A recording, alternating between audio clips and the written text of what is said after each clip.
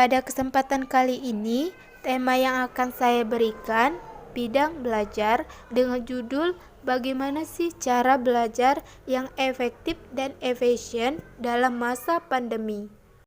Di tengah maraknya wabah COVID-19 yang merebak di seluruh dunia, membawa dampak tersendiri di dunia pendidikan. Pendidikan termasuk di antara bidang yang terkena efeknya, dan saat ini harus beradaptasi dengan cepat agar proses belajar mengajar di semua tingkatan tidak terganggu. Pindahan kegiatan belajar dari sekolah ke rumah ini sebagai upaya untuk menjaga jarak sosial. Nah, oleh sebab itu, mari kita pelajari bagaimana sih cara belajar efektif dan efisien dalam masa pandemi ini. Nah, sebelum kita masuk pada materi pembahasan kita kali ini, kita harus mengetahui dulu apa tujuan diberikan layanan ini. Jadi, standar kompetensi kemandirian peserta didik yang ingin dicapai yaitu mencapai kematangan intelijensi. Nah, tujuan layanan yang pertama, peserta didik mengetahui hakikat belajar. Kedua, peserta didik mengetahui cara belajar efektif di masa pandemi.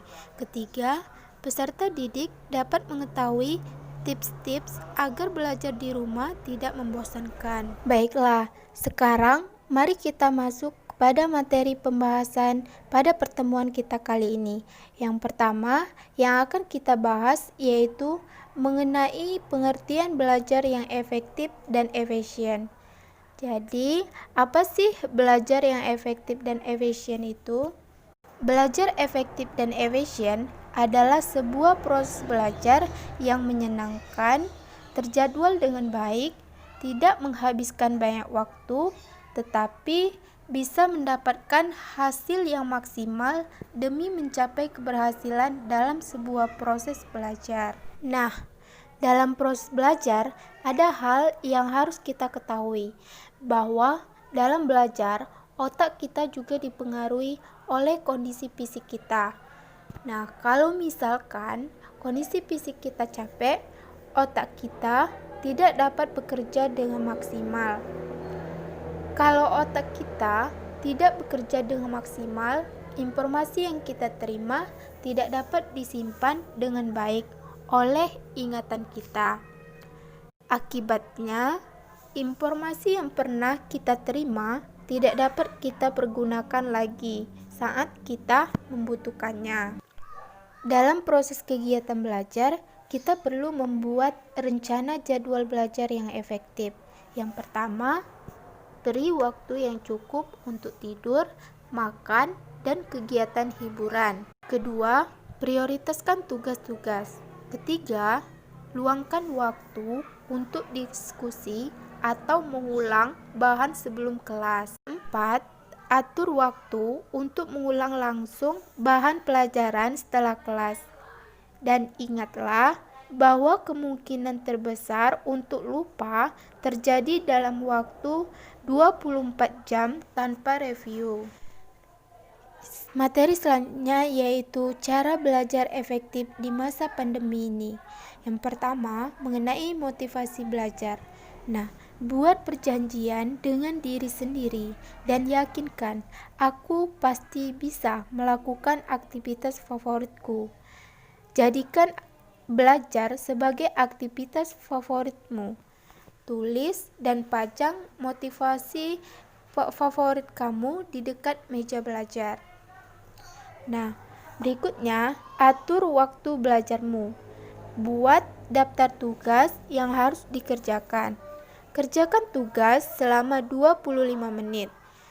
Centang daftar tugas yang sudah terlaksana. Nah, istirahatlah selama 5 menit. Kembali bekerja selama 25 menit dan istirahatlah selama 5 menit. Setelah kita bekerja selama 25 menit, usahakan untuk beristirahat selama 5 menit. Selanjutnya, mengerjakan tugas dan hobi. Baca penugasan dari guru atau dosen dengan teliti. Jika belum mengerti, bertanya kepada guru atau dosen dan teman melalui aplikasi chat, SMS, atau telepon. Untuk pembelajaran daring, pastikan kamu sudah menyiapkan HP, laptop, serta koneksi internet yang stabil. Untuk pembelajaran berbasis proyek, praktek, pastikan alat dan bahannya sudah tersedia di rumah. Selanjutnya, sering bertanya. Nah, orang tua, kamu bisa berdiskusi dengan orang tua tentang tugasmu atau isu-isu terkini. Yang kedua, guru atau dosen. Kamu bisa bertanya tentang tugas atau meminta masukan atau hasil tugas yang dikerjakan. Nah, selanjutnya, teman-teman sekelas. Kamu bisa saling memberikan kabar atau berdiskusi. Selanjutnya, website sumber belajar. Kamu bisa mencari referensi tugas melalui website sumber belajar. Usahakan koneksi internet kamu terhubung dengan stabil. Nah, selanjutnya ulang materinya kembali. Yang pertama itu nonton video-video pembelajaran online, diskusikan materi yang dipelajari dengan teman-teman kamu melalui grup chat. Buat rangkuman atau peta konsep materi. Kerjakan soal-soal tambahan kalau kamu butuh tantangan yang lebih. Nah, yang terakhir, lanjutkan dan memperbaiki. Setelah mencoba strategi belajar ini, pikirkan kembali, apakah pola ini berhasil bagi kamu atau belum. Jika belum, maka kamu harus memperbaikinya, dan jika kamu sudah berhasil, maka kamu harus lebih meningkatkannya lagi. Materi terakhir yaitu tips-tips agar belajar di rumah menyenangkan dan tidak membosankan. Yang pertama, sediakan tempat yang nyaman untuk belajar.